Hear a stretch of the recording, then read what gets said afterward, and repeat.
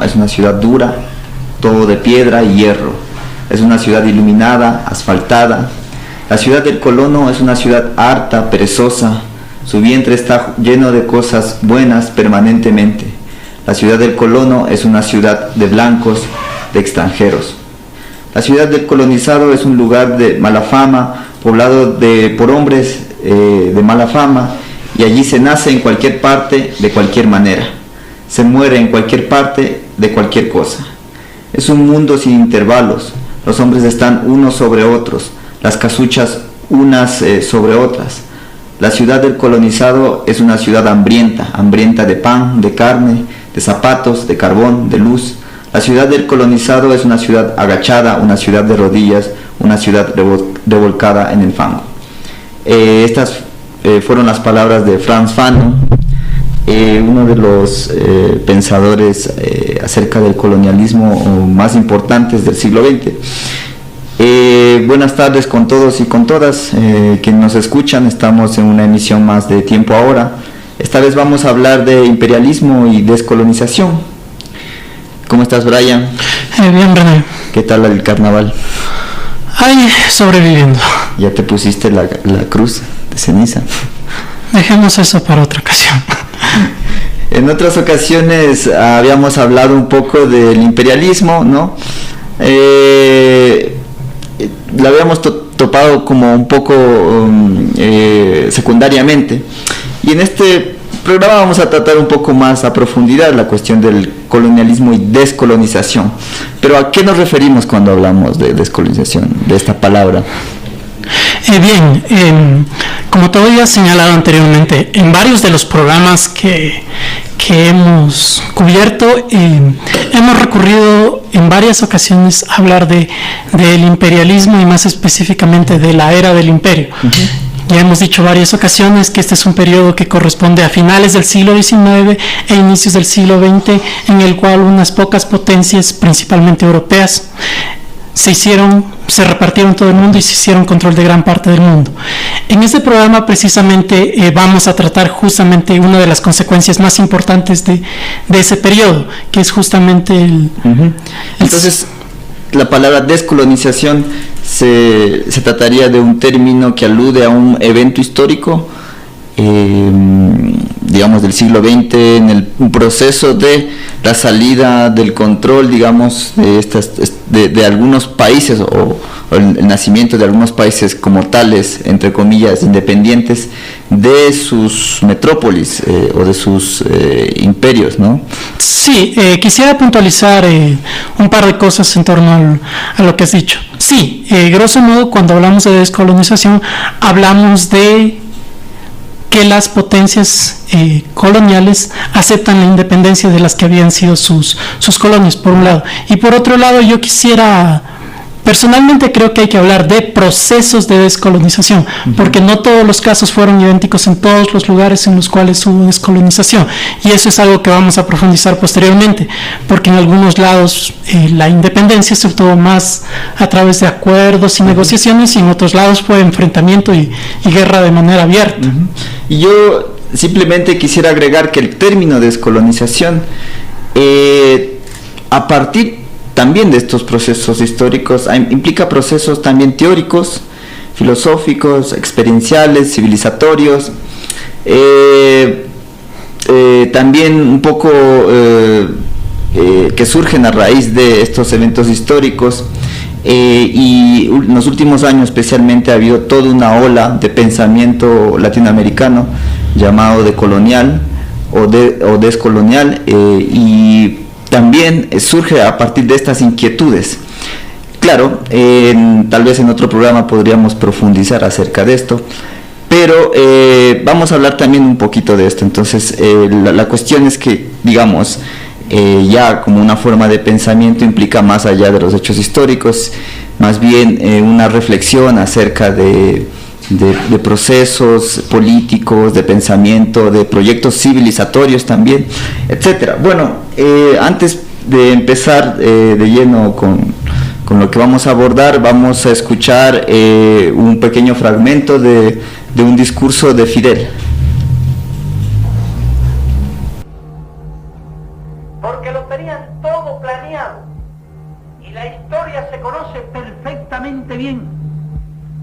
Desde hace muchos años los imperialistas, cuando sabían que algún día esas colonias se liberarían, empezaron a organizar sus movimientos. Cabinda tiene grandes recursos petroleros. Esa es una de las razones por las que los imperialistas quieren apoderarse de Angola. Y así organizaron el FLNA con gente de la CIA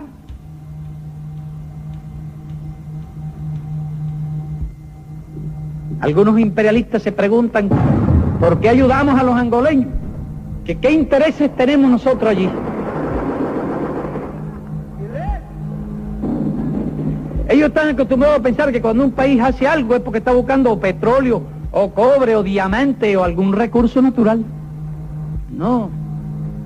Nosotros no buscamos ningún interés material y los imperialistas es lógico que no lo entiendan.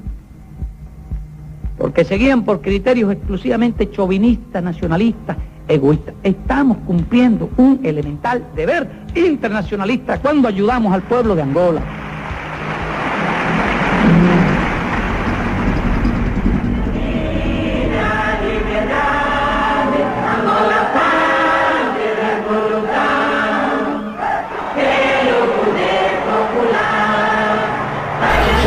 Estamos en tiempo ahora analizando la cuestión del imperialismo y los procesos de descolonización.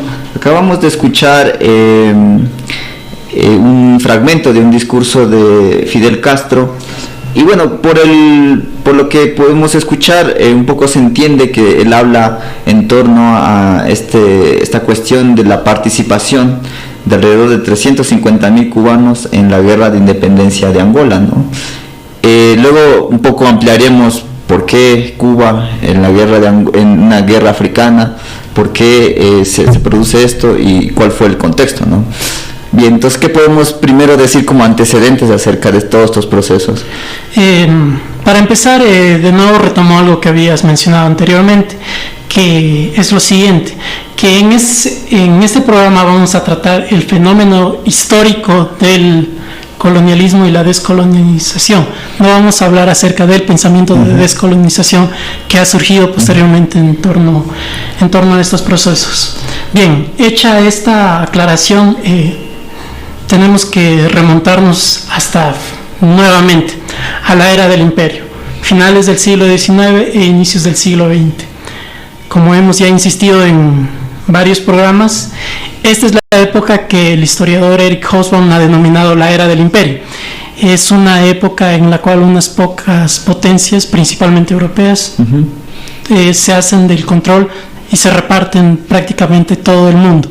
En algunos lugares convierten a los territorios y a las personas en colonias, específicamente. En otros casos, esos territorios quedan bajo zonas de influencia, es decir, mantienen su independencia política, pero con un fuerte influjo económico, sobre todo de estas potencias. Y aquí precisamente vamos a tratar del fenómeno, como hemos dicho, de las colonias, es decir, de aquellos territorios que fueron sometidos política, económica y socialmente por estas potencias europeas. Lo primero que hay que destacar es que justamente el proceso de descolonización no fue algo casual, sino que hubo varios factores sociales que posibilitaron la descolonización, que además se produce en un periodo muy específico, que es sobre todo en el periodo tras la Segunda Guerra Mundial y que abarca más o menos hasta la década de los 60. Es decir, en el periodo entre 1945 y 1965 se producen los mayores procesos de descolonización tanto en África como en Asia, que son los dos continentes en los cuales encontramos la presencia colonial europea. Ahora bien, como he dicho anteriormente, hay varios factores que posibilitan justamente el arranque de estos procesos de descolonización. El primero al cual quisiera mencionar es el factor que en términos muy generales podríamos denominar el nacionalismo. Ahora, Bien, ¿a qué me refiero con esto? En primer lugar, habría que aclarar que la idea de nación y de nacionalismo, al menos en los contextos de África y de Asia, es una idea más de carácter europeo. Es decir, es un término, bueno, eminentemente europeo, aunque yo creo que hay una cierta discusión aquí, porque, por ejemplo, Benedict Anderson, este autor, manifiesta que, bueno, para él, y según lo que él había estudiado, de hecho el nacionalismo como tal, moderno, se puede decir, para él surgió en Latinoamérica y específicamente en los procesos de independencia latinoamericanos. ¿Por qué? Porque más o menos los criollos toman conciencia de una patria ya como tal moderna, circunscrita a un territorio, etcétera. Pero bueno, es un término también en discusión, pero de todas formas, tanto de este autor como de otros autores, no quita de que específicamente venga, o sea, una idea europea, ¿no? Sí, por eso estaba precisando que estamos hablando más específicamente del contexto asiático y africano. En el contexto de las colonias de estos continentes, podríamos hablar de que la idea del nacionalismo tiene un carácter, tiene una procedencia más europea, como podríamos decirlo. Ahora bien, quisiera aclarar algo en torno a la cuestión del nacionalismo, porque de nuevo retomo algo que ya hemos dicho alguna vez en programas anteriores, que las ideas no son intrínsecamente buenas o intrínsecamente malas, sino que son herramientas que utilizamos de nuevo en los combates, en las luchas, en el enfrentamiento político. Y en este caso ocurre lo mismo, es decir, ¿qué rol podía jugar la idea del nacionalismo en las colonias de África y de Asia? Podría decir que hay dos maneras de retomar el nacionalismo en estas colonias. Por un lado, una idea de nacionalismo que se basa en apelar al pasado. Es decir, somos una comunidad, somos un nosotros que comparte una misma cultura, una misma religión, una misma lengua. Y todo esto está asentado en el pasado. Y obviamente se va a diferenciar del colonizador, ¿no? Ajá. Y a veces no solamente del colonizador, sino a veces de otros colonizados. Por eso nuevamente esta idea de este nacionalismo que apela al pasado, justamente al estar vinculado con la religión, suele dar justamente también esta serie de desencuentros, de conflictos con otros grupos colonizados de distintas... Que lo vamos a ver después en muchos casos. Va a suceder en la historia. Por ejemplo, en la India. En la India, que es muy claro, la separación Pakistán-India, en África, que fue una cuestión bastante dramática, porque al no existir, digamos, antes, previamente, estados como tales, sino más bien una congruencia de facciones tribales y de una enorme cantidad de organizaciones, pues surgen las naciones creadas por europeos. Entonces, claro, se van a dar muchísimos conflictos, ¿no? Entonces, claro, no la independencia no asegura, digamos, una convivencia pacífica entre los colonizados también. Sí, como tú señalas, esto lo vamos a profundizar un poco después. Como te decía, esta es una manera de retomar el nacionalismo en las colonias en Asia y África. Ahora bien, otra manera de retomar la idea del nacionalismo es más una idea que apuesta al futuro, es decir, es en el futuro donde podemos forjar algo nuevo, algo distinto, con valores e ideas modernas, justamente basadas en esta idea de la modernización, de adquirir un carácter moderno. Y aquí hay como dos vertientes importantes y como dos modelos, ¿no?, a seguir, porque digamos, ¿qué ejemplo podríamos poner en el primer modelo?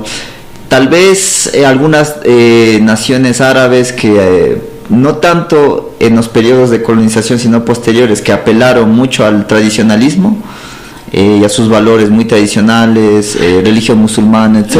A mí se me ocurre un caso que es muy claro, que es el caso de la India, porque Mahatma Gandhi justamente... sí.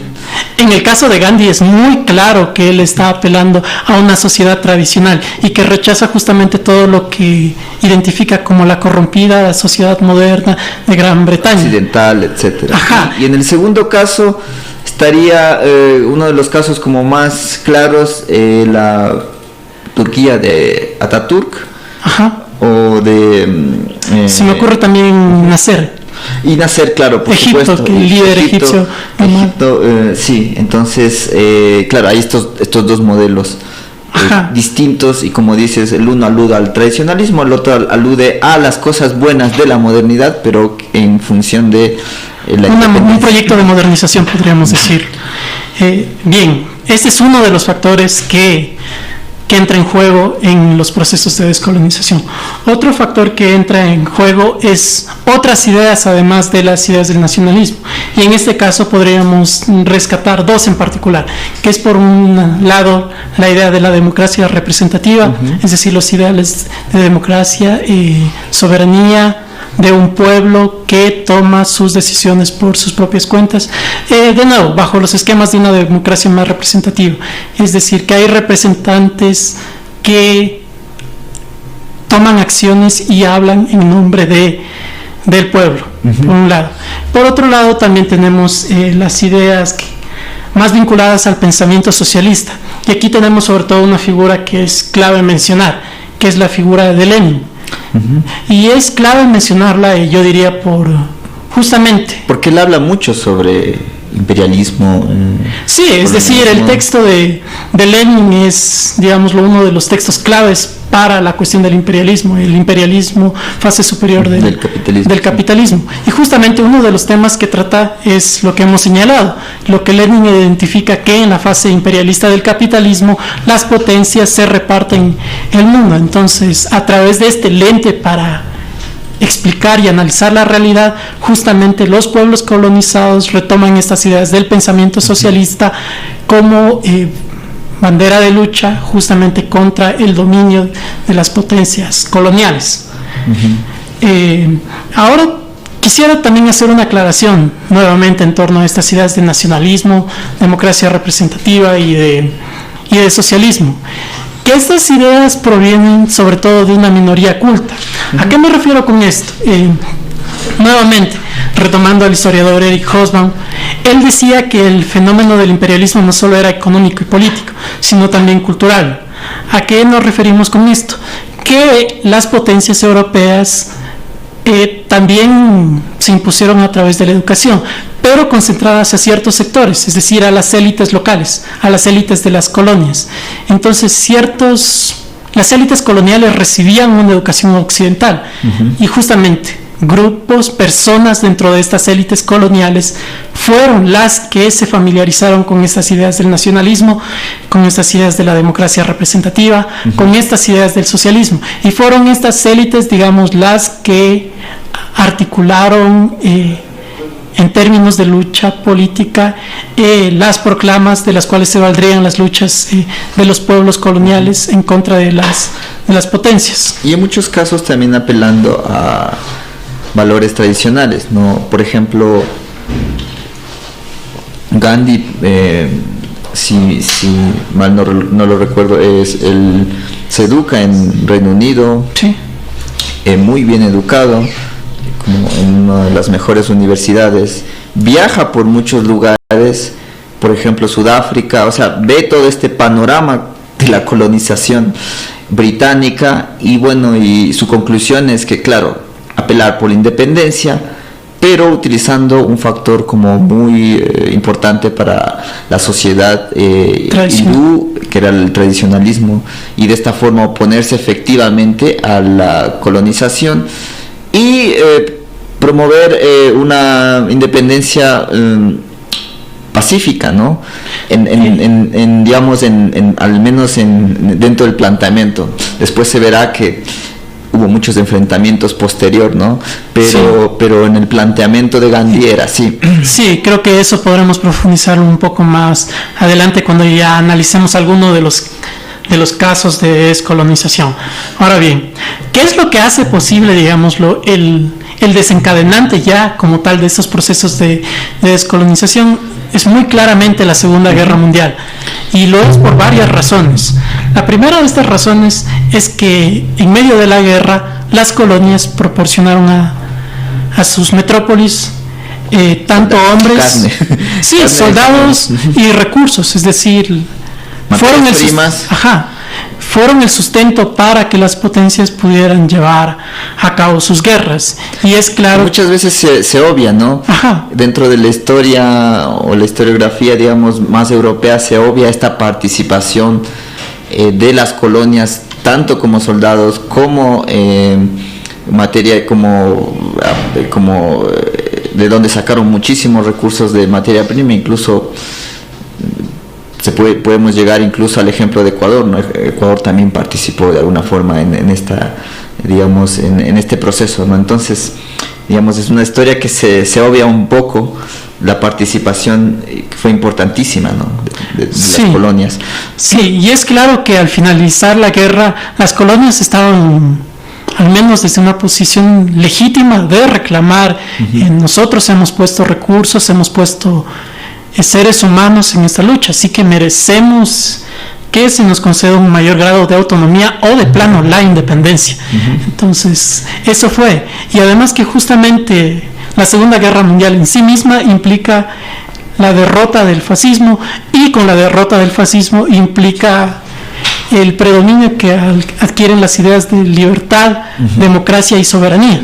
Entonces, estas nuevas ideas que ganan, bueno, no nuevas ideas, pero estas ideas que ganan fuerza al finalizar la Segunda Guerra Mundial van a ser a lo que van a apelar justamente los pueblos colonizados para reclamar su independencia de las metrópolis europeas. Eso, bien. Ahora también nuevamente, ¿qué es el otro factor que va a entrar en juego? Y esto es algo que viene también como resultado de la Segunda Guerra Mundial, que es la Guerra Fría. Al finalizar la Segunda Guerra Mundial, ¿qué es lo que ocurre en el panorama geopolítico? Que hay claramente dos potencias que surgen de todo esto y que van a mantenerse como tal hasta casi finales del siglo XX, que es por un lado los Estados Unidos y por otro lado la ONU. Las dos potencias en algún momento determinado para, por sus intereses geopolíticos van a apoyar movimientos independentistas, ¿no? A lo largo y ancho del mundo, en África, en Medio Oriente. Entonces van a entrar en este juego, digamos, las colonias o naciones nacientes, ¿no? Eso por un lado, y por otro lado también, como he dicho, es decir, hay dos claros países que surgen con fuerza, Estados Unidos y la Unión Soviética. Ahora, ¿qué implica esto? Que la hegemonía europea también queda muy mermada, es decir, queda muy a menos. Entonces, en esta situación que era bastante desventajosa para la mayoría de países europeos, era difícil en estas circunstancias para estos países seguir manteniendo el dominio sobre estas colonias. Entonces, esto también va a ser otro factor que va a jugar justamente. Pero también creo que en este factor también entra la opinión pública, es decir, cada vez después de la Segunda Guerra Mundial se ve que la opinión pública va cambiando de esos países europeos y ya no se ve con buenos ojos las colonias, ni la colonización, ni el imperialismo. Entonces, yo creo que en algunos puntos esto se ve muy claramente. Por ejemplo, en Argelia, la guerra de Argelia dividió totalmente a la sociedad francesa entre pro y contra la guerra de Argelia. No olvidemos Vietnam, por ejemplo, también dividió a la sociedad estadounidense, claro, muy posterior, pero digamos, la opinión pública también influyó mucho en este proceso. Sí, definitivamente, y también podríamos hacer justamente un programa sobre eso, que es una época en la cual la idea de liberación, la idea de revolución estaba activa en prácticamente todo el mundo, pero bueno, eso quedará para otra ocasión. Bien, ahora también hay que señalar que justamente como tú has señalado, por un lado está la idea del rechazo dentro de las mismas metrópolis, dentro de los mismos países colonialistas, y también está la solidaridad entre las colonias y las que fueron colonias. Es decir, entre estos países que son colonias y que fueron colonias, va a surgir esta idea de solidaridad entre países que han sido colonizados. Entonces vamos a tener un ejemplo muy claro de esta idea en la conferencia de Bandung, que se celebró en Indonesia en 1955, en la cual se reúnen representantes asiáticos y africanos, en los cuales se discute justamente la idea de la libertad de los territorios y yo coloniales. Creo que este evento es clave y tenemos que recordar a lo largo del programa. ¿Por qué? Porque es clave, porque muchos de los procesos que vamos a ver a continuación están directamente relacionados con la conferencia de Bandung. Y además es importantísimo porque a partir de la conferencia surge también una corriente de pensamiento político de los países no alineados. Es decir, países que no están dentro de este contexto de la Guerra Fría con Estados Unidos o con Rusia, no están alineados directamente, sino que tratan de encontrar una tercera vía, o lo que se ha llamado el altermundismo. Y aquí de nuevo, aquí va a ser donde nace el término del tercer mundo. Y bueno, tan solo lo vamos a mencionar muy brevemente porque no creo que podamos profundizar en este programa al respecto, pero vemos cómo ha evolucionado este concepto de tercer mundo, de designar originalmente a países que no estaban con el primer mundo, es decir, los capitalistas, o con el segundo mundo, que eran los países socialistas. Después de la caída del muro de Berlín y la caída del socialismo, desaparece el segundo mundo y solo queda el primer mundo y el tercer mundo, y queda esta asociación de tercer mundo con su desarrollo. Y algo que yo también he podido ver, que era de lo que también habíamos mencionado en la introducción, es de que Bandung constituye como una especie de hito para mucho de este pensamiento decolonial que ahora se da, y que yo he visto, por ejemplo, iniciativas de replicar lo mismo, ya no tanto a un nivel, digamos, entre estados, sino más bien de pensadores y de gente que trata de este tema. Entonces, el evento es muy importante, y lo que generó ha sido también importantísimo para la historia de la descolonización y del pensamiento también relacionado a esto. Sí, bien, entonces creo que ahora sí podríamos pasar a hablar justamente de los procesos, como he dicho, varios procesos con características propias de descolonización, y podríamos hablar de los lugares en los cuales, en el continente, mejor dicho, en el cual se da más tempraneramente estos procesos de descolonización, que es el continente asiático. Entonces, yo creo que, bueno, y antes de pasar a este tema, vamos a escuchar un tema musical. Es de un grupo ecuatoriano. Creo que mucha gente de la que está últimamente pendiente de la música ecuatoriana lo va a reconocer, y es una canción que se llama Tucán.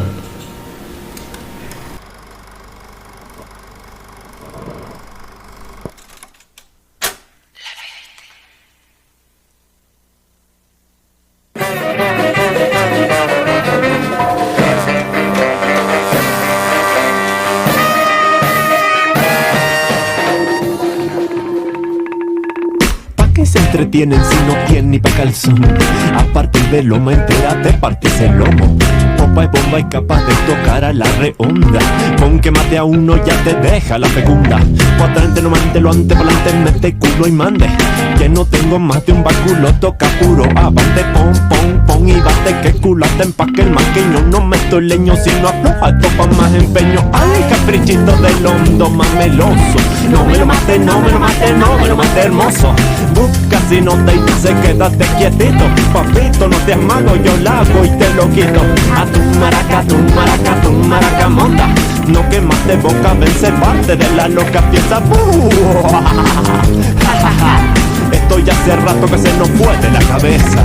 Don Zapopón, Don Colón, no sabían de la tierra que apuntando el dedo en sondeo llegaron por la costera de Azón.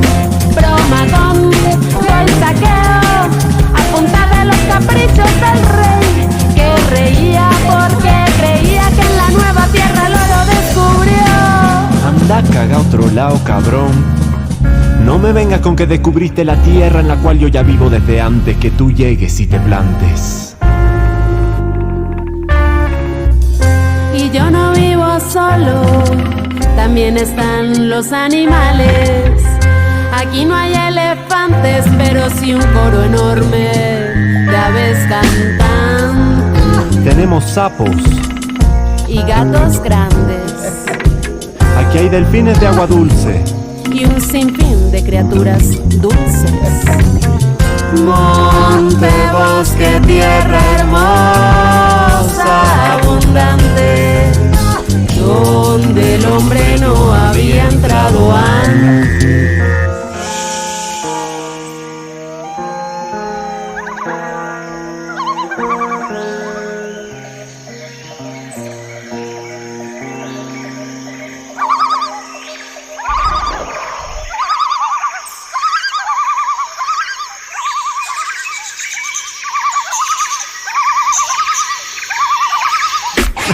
Me miras con la mira desafiante. Apunta lo que te llevaste es irrelevante. ¿Cómo no cuentas lo que hiciste en aquel entonces? Chucha te hace loco y hombre ponte trucha, ponte 11. Que ya te agoté con mi línea dona gringa. Apunte saque todo lo explotante lo has llevado. Y ahora con pastita y gallo vienes a asomarte el muro duro. Dale duro que se rompa el muro y no estés contra comprar es la lógica. Y nombrar paradójico. La tierra no es de nadie menos de alguien, oye, no me la ranches. Antes Dios mediante no te llevas de los Andes. Aunque te lo cante, no creo que el parlante aguante. Mi voz es de hierro, acero, oxidado, compañero. Pa' decirlo subo al cerro y grito junto al otro lado. Ahí abajo se oye una turba, acabando con todo, acabando con todo, acabando con todo. Y van dejando la tierra pelada. Y como vos te vas, y como vos te vas, y como vos te vas. No me digas que mi tierra es un mierdero. Salgo del potrero y va a explicarte quién es el culero. No sin antes elogiarte, tienes una tierra hermosa. Qué lindas flores y rosas, ¿ah? Ay, qué lindas flores, qué lindas flores. Ay, qué lindas flores. Pero dime una cosa, extranjero, ¿de dónde sacan la materia prima, ah?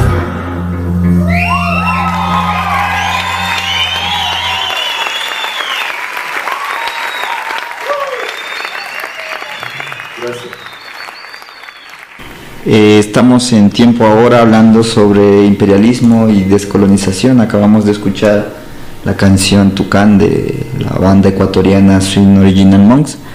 Entonces ahora vamos a hablar sobre casos específicos Sí. o regiones más bien. Sí, como había mencionado anteriormente, no hay un proceso de descolonización, sino una serie de procesos de descolonización que van a tener varias características y que van a ir, como he dicho anteriormente, desde las negociaciones hasta el enfrentamiento armado de manera directa. En todo caso, y algo que quizás podría adelantar como una conclusión, es que siempre vamos a ver que justamente la presencia europea va a dejar secuelas de enfrentamientos entre los territorios que habían sido... Y a veces yo creo que incluso, bueno, algunas personas lo han dicho intencionalmente, ¿no? Por ejemplo, uno de los casos más claros es el Oriente Medio, Israel y Irak, Palestina. Irán, todas estas divisiones claro, por supuesto, Israel también es un caso muy claro, ¿no? De estas divisiones que en muchos casos fueron intencionales, ¿no? Divide y vencerás. Sí, entonces quisiera al menos mencionar de manera bastante breve el caso de Israel y de Palestina. ¿Qué es lo que ocurre?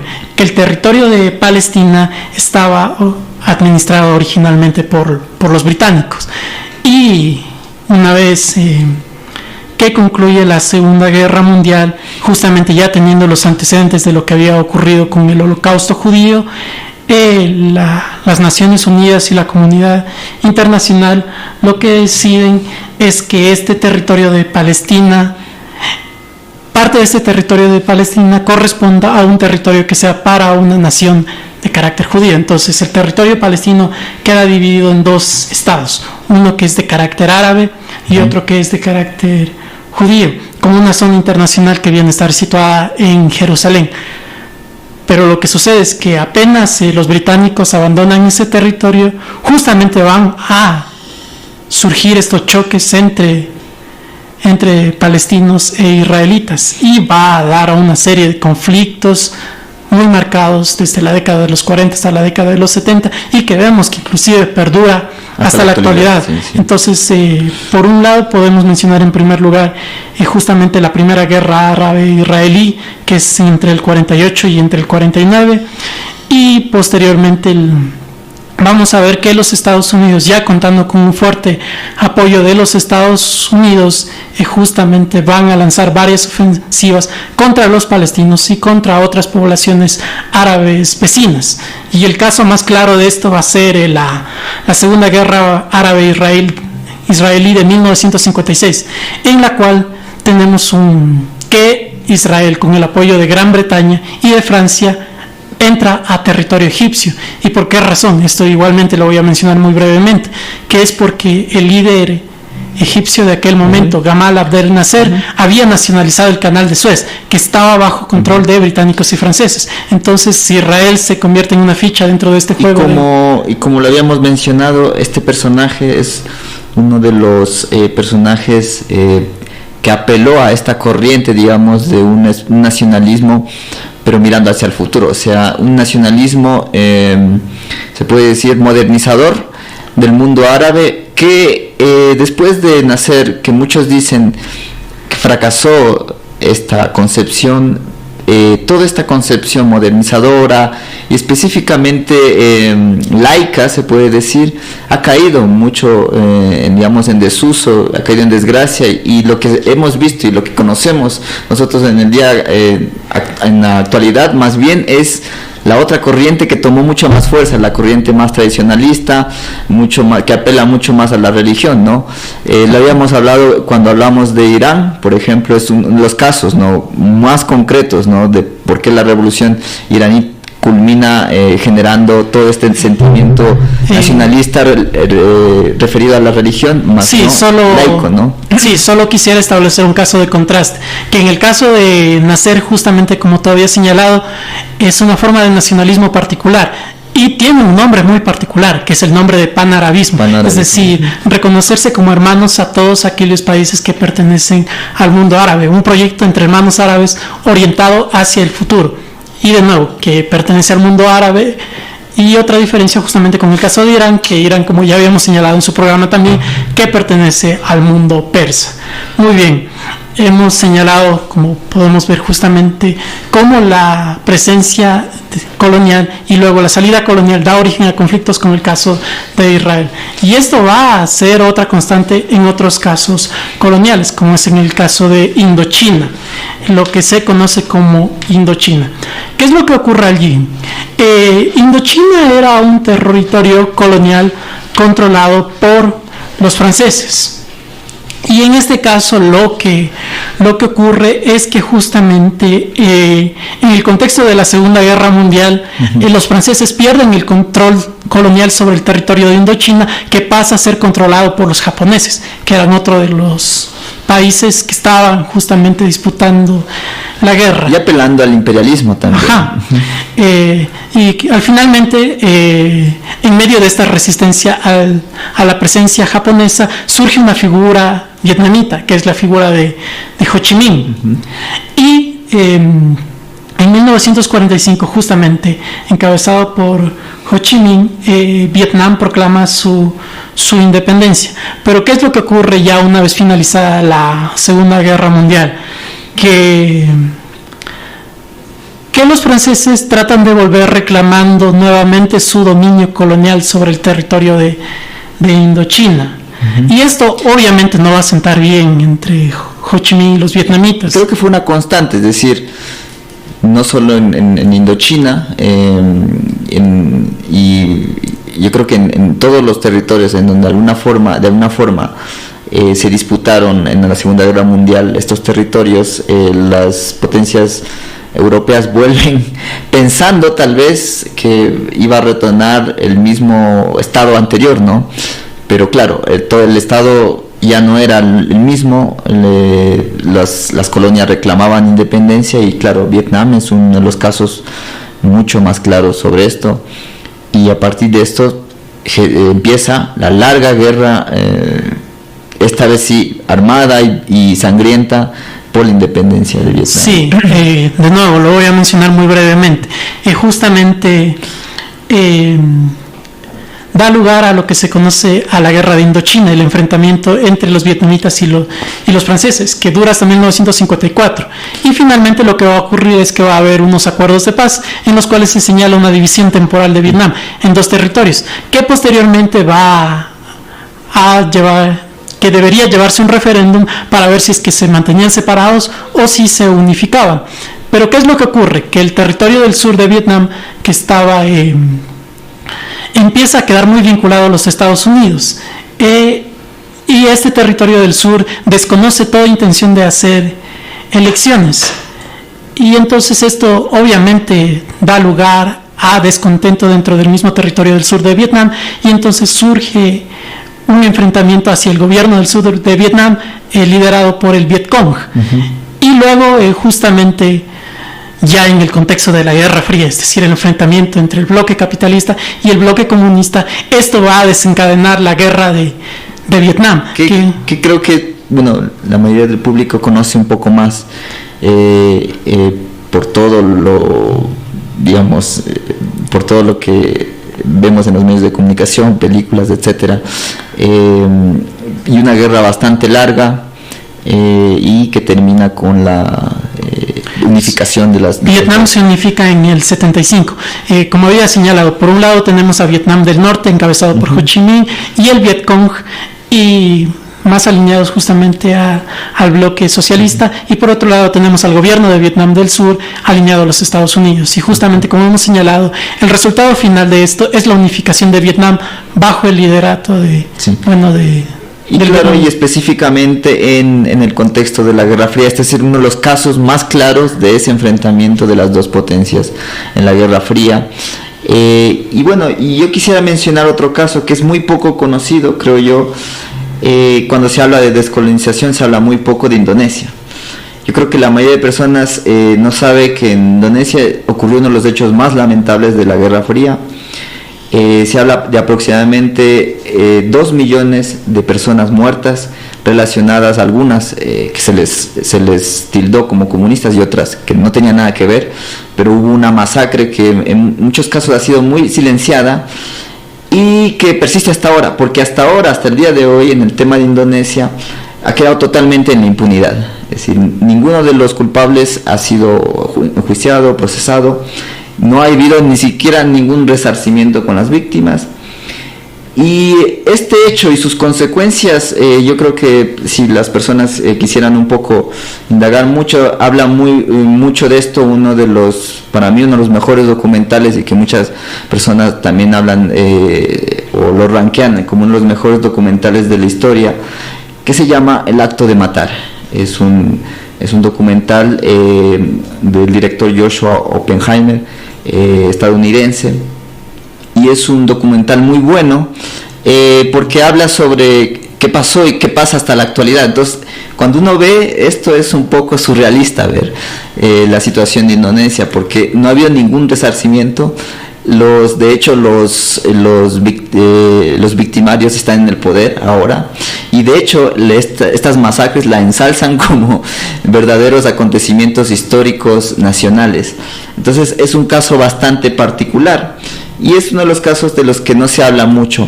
Pero anteriormente a este suceso, Indonesia obtiene la independencia, y precisamente en este periodo en donde Indonesia, digamos, tenía un gobierno un poco más independiente, posteriormente, como hemos visto, ocurre estos hechos, se produce precisamente aquí lo que habíamos hablado de esta conferencia, la conferencia de Bandung, en 1955. Entonces, en el gobierno de Sukarno, en ese momento estaba en el poder en Indonesia. Entonces, otra vez, Bandung es muy importante para los países que se están descolonizando, y para toda esta corriente de pensamiento y de pensamiento político, ¿no?, acerca del tercer mundo. Bien, hemos podido ver ya una serie distintos procesos de descolonización en el continente asiático. Por un lado hemos visto la serie de enfrentamientos que dio la salida que se dio justamente entre Israel y Palestina. Por otro lado hemos visto justamente también el enfrentamiento armado entre vietnamitas y franceses y luego entre vietnamitas y estadounidenses. Hemos visto justamente las matanzas y todo lo que vino posteriormente del caso de Indonesia, y bueno, también hemos mencionado el caso de la India, que digamos que fue una de las transiciones que, en comparación con los casos más sangrientos, más o menos pacíficas, ¿no? Sí, o sea, y además que justamente la historia nacional de la India se ha vinculado justamente con esta lucha de la no violencia representada por la figura de Gandhi, que es, digámoslo, cómo se ha construido la historia de la independencia de la India. Bien, esto es así de manera muy general. Hemos visto justamente los procesos de descolonización en el Asia. Tenemos que hablar un poquito de África también, por supuesto, que también es importantísimo, pero el tiempo no nos da. Pero sí, creo que podemos mencionar algunos casos, ¿sabes? Pero en el tema africano creo que hay dos cosas, bueno, de una hemos hablado ya un poco más, del caso árabe, es decir, de todo el norte de África. Ajá. Y la otra sería el África subsahariana, ¿no? Sí. Y en este caso... Con todo yo quisiera un poco profundizar en el caso del África del Norte, como tú habías dicho. Es decir, de nuevo, hay bastante variedad en África, que por un lado tenemos el territorio del norte, en el cual lo que vemos es poblaciones musulmanas, y luego tenemos el África tanto del centro y del sur. Y en el caso del norte de África tan solo quisiera detenerme en un caso muy emblemático, que es el caso de Argelia. El caso de Argelia, que es un territorio que estuvo bajo dominio francés. Es decir, ahí el control colonial de Francia sobre Argelia era muy directo. Por un lado había las que habían sido las poblaciones autóctonas de Argelia, y por otro lado había los colonizadores. Los colonos franceses. Los colonos franceses. Centros urbanos muy grandes. Por ejemplo, si alguien quisiera un poco más bien como profundizar en el tema, no tanto desde el punto de vista histórico, sino más bien como cuál era la experiencia, digamos, de este proceso o cómo se vivía esa cultura de separación. Están los libros de Albert Camus, está El extranjero, por ejemplo, uno de los libros más famosos de él, o La peste, por ejemplo, y aquí se retrata muy bien eso, porque él era un colono francés que posteriormente luchó a favor de la independencia de Argelia, pero ahí se retrata muy bien toda esta división que había y que posteriormente profundizó el problema, ¿no? En época de él ya se empezaba a ver esta división entre la población colona francesa, blanca, la población árabe, todos los conflictos que tenían, la segregación, y claro, posteriormente se da una guerra también abierta aquí, que dura muchos años y que también produce como un gran impacto en la opinión pública francesa. Sí, justamente enfrentados por un lado el Frente de Liberación Nacional, representando a la población originaria de Argelia, y por otro lado Francia, y al final justamente todo cierra con plebiscitos celebrados tanto en Francia como Argelia, y obtiene la independencia Argelia en el año de 1962. Como tú habías señalado y habíamos mencionado anteriormente, nuevamente justamente también por un gran rechazo de la opinión pública a la presencia colonial francesa en el mismo territorio francés, ejemplificado en figuras intelectuales como Camus o Jean-Paul Sartre, que justamente hace un prólogo para una obra de los pensadores más importantes en contra del colonialismo, que era quien mencionaste al inicio, Frantz Fanon. Ahora bien, sí. Creo que ahora sí tenemos que pasar justamente a esta otra parte del África. Sí, y bueno, aquí, como dije al principio, aquí hay... El problema también aquí es que muchas de las fronteras que se delinean no fueron fronteras ni naturales, ni históricas, ni siquiera culturales. Hay como toda una arbitrariedad de dividir, más bien fue colonial la división, es decir, países franceses o colonias francesas, colonias británicas, y cada uno tiene como sus diferentes procesos, ¿no? Las colonias británicas más o menos existe un proceso paulatino y pacífico.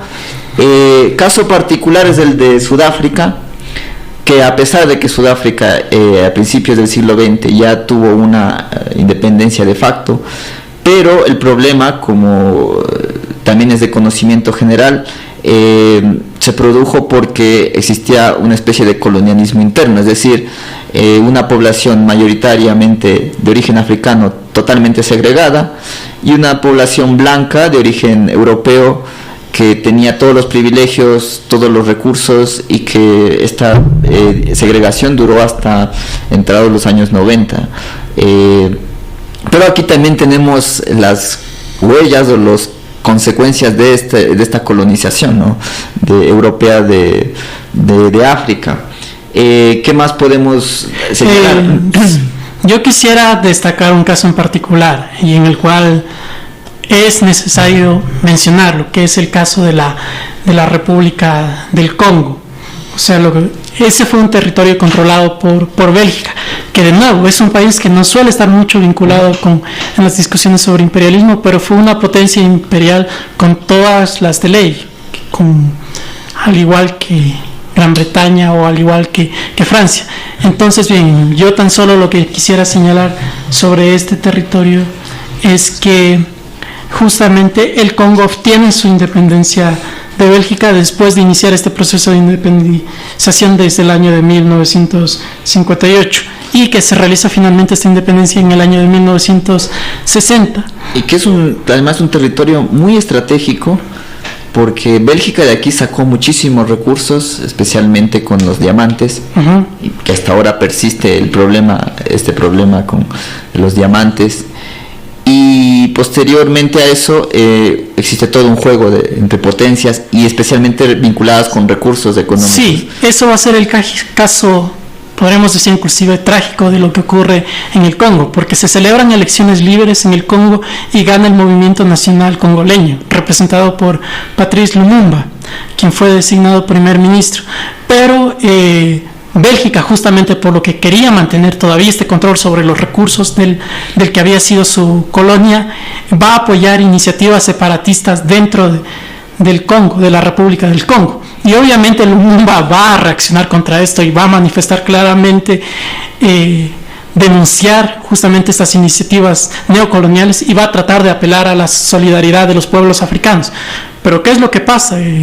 Que justamente de nuevo esto se resuelve a través de las mismas disputas de las potencias coloniales. Al final lo que sucede es que se derroca a Lumumba y lo asesinan, y esto de nuevo va a ser una historia que va a marcar, y podemos ver aquí justamente uno de los casos más duros de las secuelas que tiene. Y justo pues África no se desmarca de todos estos procesos que hemos visto, estos conflictos entre potencias que aún quieren mantener el control sobre sus ex colonias, la Guerra Fría. Cuando poníamos el fragmento de Fidel Castro, justamente se refería a esta época en el proceso de independencia de Angola, en la que tuvo una participación importantísima Cuba, con un contingente militar bastante importante, también la Unión Soviética, y con el juego de poder contra las otras potencias, ¿no? Bien, creo que podríamos pasar justamente a un breve corte musical antes de pasar a las conclusiones del programa. Lo que vamos a escuchar ahora es una canción del cantante francés Francis Cabrel, la cual se titula African Tour. Estamos en tiempo ahora. Hoy hablamos sobre imperialismo y descolonización. Acabamos de escuchar la canción African Tour de Francis Cabrel. Bueno, yo antes de concluir el programa y decir algunas conclusiones, quisiera saludar a Marcia Guzmán Jaramillo, que creo que todos los programas nos ha escrito, y es bueno mencionar también a Marta Elina Bedón, que nos han visto hoy y nos han comentado.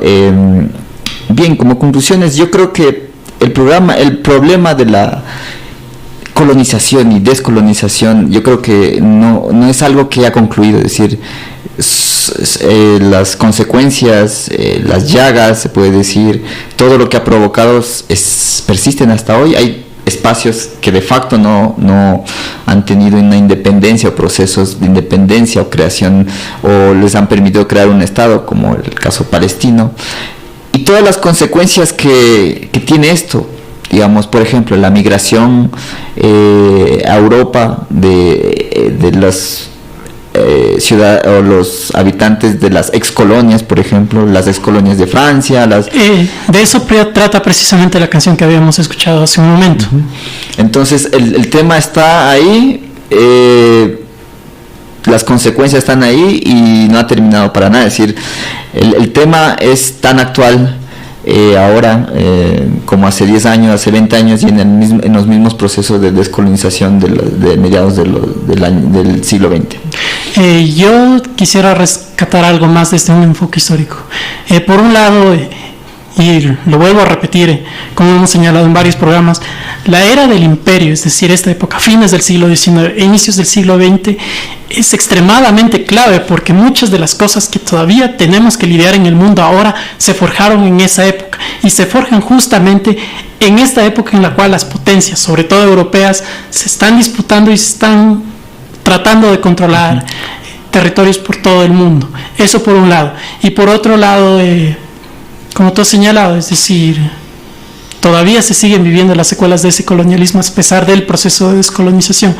Pero con todo, yo quisiera, a pesar de todas las limitaciones, rescatar la importancia que han tenido las luchas en contra del colonialismo. Y creo que eso, con todas las carencias, creo que es uno de los sucesos más importantes del siglo XX a nivel mundial. Y finalmente retomo algo que tú habías señalado, es decir, nuevamente, que hayan alcanzado su independencia política de las potencias coloniales no quiere decir que hayan alcanzado plena soberanía en lo económico, en lo social, en lo político. Vemos nuevamente muchas secuelas que todavía se viven en esas colonias.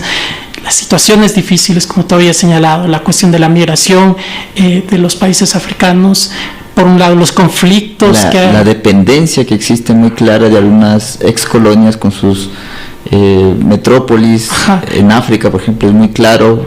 Los enfrentamientos en el caso de Israel y Palestina, y menciono muy brevemente algo que no alcanzamos a mencionar, que es, creíamos que el colonialismo, al menos políticamente, ya concluyó. Y no es del todo así, porque todavía tenemos un caso de un territorio que no ha salido completamente de la situación de colonia, de ser colonizado, que es el caso del Sahara Occidental, que fue un territorio africano que estaba bajo control español y que España lo delegó al control de Marruecos, y Marruecos se ha negado a reconocer la independencia de ese territorio. Entonces vemos que inclusive en el colonialismo mismo como dominio político todavía sigue presente en nuestros tiempos. Y tan solo todo esto para señalar que todavía queda un camino y queda lucha para alcanzar una auténtica libertad y soberanía de estos pueblos. Que esa auténtica soberanía está en un veremos, porque, como dije, los procesos formalmente se han dado en muchas ocasiones, pero las dependencias aún siguen. Y bueno, yo creo que este programa es para esto, especialmente para hacer un poco de memoria y, como tú señalabas, con la cuestión de la era de los imperios, para darnos cuenta de cómo inició o dónde inició esto que estamos viviendo, qué recorrido ha tenido, qué secuelas tiene, y es bueno tener en cuenta para no olvidar ese tipo de cosas. Bueno, entonces estamos despidiendo el programa, le esperamos la próxima semana. Hasta luego.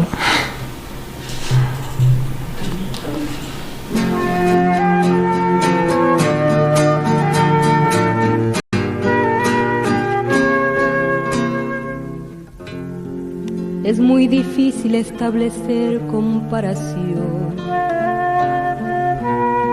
cuando se trata de hablar del valor de cierto pueblo.